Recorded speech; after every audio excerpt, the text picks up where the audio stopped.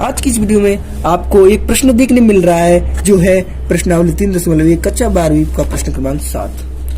इसमें हमें क्या करना है, ABCD के मान निकालने हैं। समीकरण आप देख रहे होंगे a minus b 2a plus c और एक है हमारा 2a माइनस बी और 3d plus D 3c plus D, क्योंकि ये एक मैट्रिक्स वाला क्वेश्चन है, आव्यूम वाला, और इसमें आप जानते हो ये वाली आव्यूम होती है जो इस वाली के बराबर होता है। तो हम करते हैं इसको हल। पहले हम लिखते हैं दिया है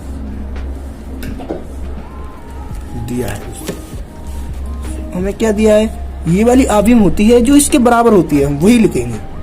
a minus B equal to -1, 2a plus C equal to 5, 2a minus B equal to 0 and 3c plus D equal to 30।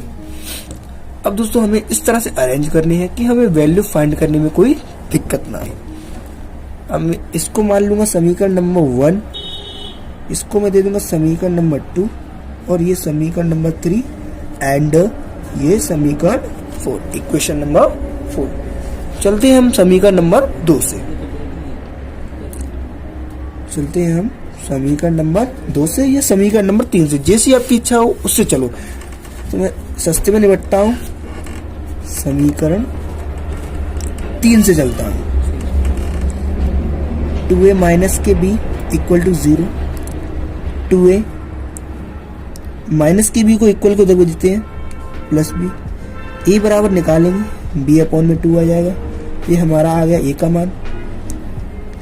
a के मान को रख दो समीकरण 1 में,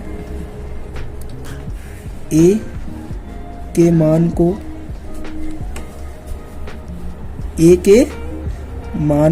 समीकरण 1 में रखने पर दोस्तों बहुत ही ज्यादा इजी सवाल है, आपको बस कंटिन्यू वॉच करना है और पूरा वॉच करना है।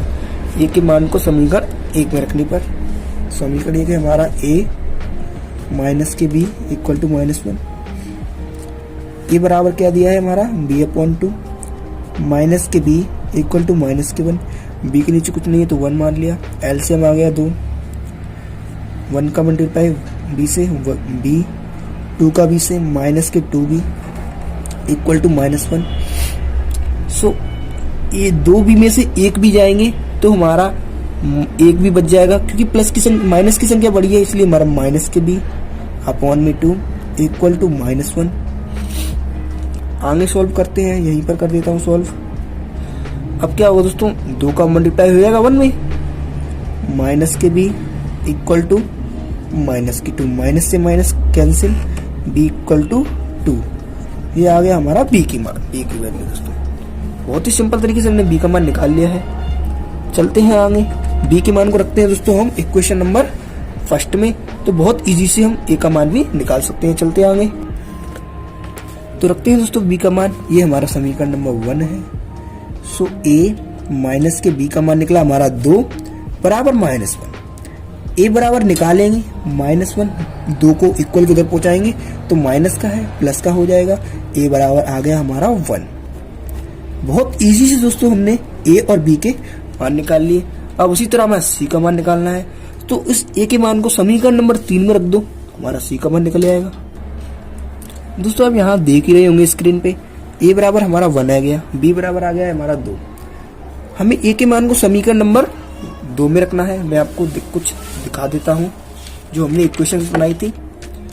a का मान निकल गया, b का मान निकल गया, a के मान को समीकरण 2 में रख दो, c का मान निकल जाएगा, फिर उसी c के मान को समीकरण 4 में रख दो, d का मान निकल आएगा। चलते हैं दोस्तों हम आगे।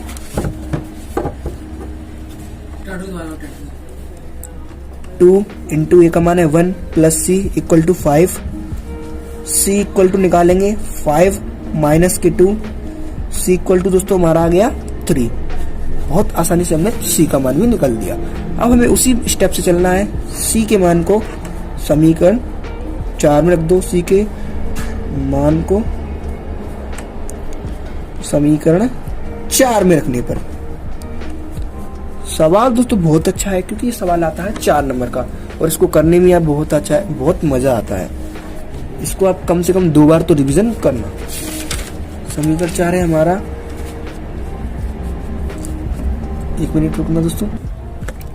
समीकरण चार है दोस्तों हमारा 3C plus D equal to 30। 3 into C का मान हमने निकाल दिया 3 plus D equal to 13। 9 plus D equal to 13। अब D बराबर निकालेंगे तो 13 माइनस के 9 और D बराबर हमारा आ गया आंसर 4। बहुत आसानी दोस्तों, हमने A, B, C और D तीनों के मान निकाल दी, सॉरी चारों के मान निकाल दी। वीडियो अच्छी हो तो वीडियो को लाइक करें एंड चैनल को सब्सक्राइब करें।